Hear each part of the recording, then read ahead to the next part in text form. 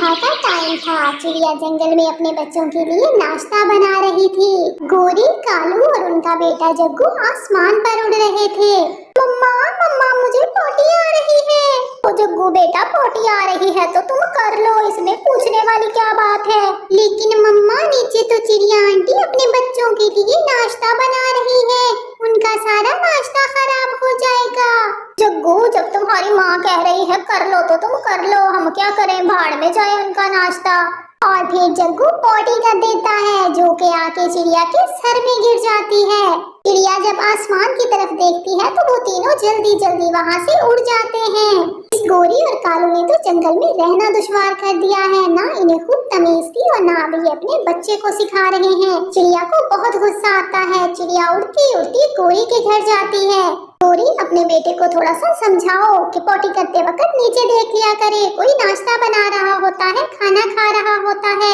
चिड़िया तुम बहुत गुस्से से लाल पीली हो रही हो, वो तो बच्चा है। गोरी वो तो बच्चा है लेकिन तुम लोग तो बड़े हो, तुम लोग तो उन्हें समझा सकते हो।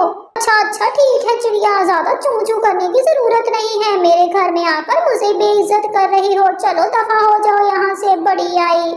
अब तो जग्गू ने रोज का तमाशा ही बना लिया था। वो जिस पंछी को भी नीचे बैठा देखता उसके सर में पोटी कर देता।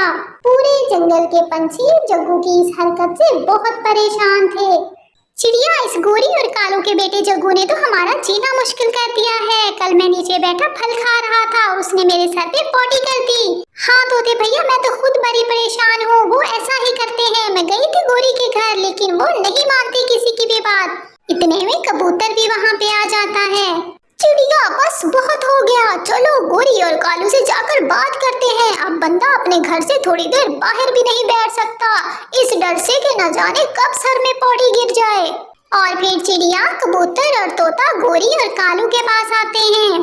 गोरी और कालू जग्गू तो अभी बच्चा है लेकिन तुम लोग तो उनके माँ बाप हो, तुम लोग तो उसे समझा सकते हो कि जब उसे पोटी आए नीचे देख लिया करे, कोई भी बैठा हो उसके ऊपर वो पोटी कर देता है। हाँ कालू मैं भी बता रहा हूँ, अब हम ज्यादा देर बर्दाश्त नहीं करेंगे। अगर दोबारा इसने ऐसा किया तो मैं बहुत मारूंगा इसे। क्या क्या कहा, तू मारेगा मेरे बेटे को? चल निकल गंदी चोंच वाले, मुंह देखा है तूने अपना?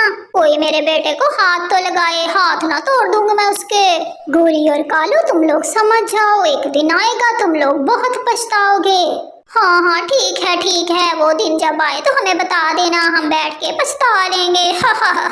इस तरह गोरी और कालू पंछियों का मजाक उड़ाते हैं और बेइज्जत करके उन्हें घर से निकाल देते हैं। इसी तरह कुछ दिन गुजर जाते हैं।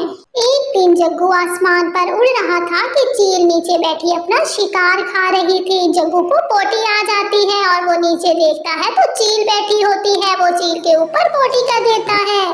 चिड़िया, कबूतर और तोता तो कमजोर पंछी थे जो गोरी और कालू के बेटे को कुछ नहीं कह सकते थे, लेकिन चील के सर में जैसे ही पोटी गिरती है वो झट से जग्गू को पकड़कर मार डालती है। चील जग्गू को मारकर नीचे फेंक देती है। कालू शाम होने वाली है, हमारा जग्गू अभी तक घर नहीं आया।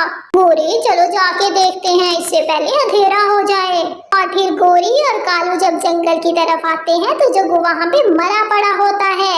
कालू हमारे बेटे को क्या हुआ है, ये मर कैसे गया? गोरी और कालू चील नीचे बैठी अपना शिकार खा रही थी। जग्गू ने चील के सर में पोटी कर दी थी तो चील ने इसे मार दिया है। गोरी सब पंछी ठीक ही कहते थे, हमें अपने बेटे को मना करना चाहिए था। देखा हमें पछतावे के अलावा कुछ नहीं हासिल हुआ।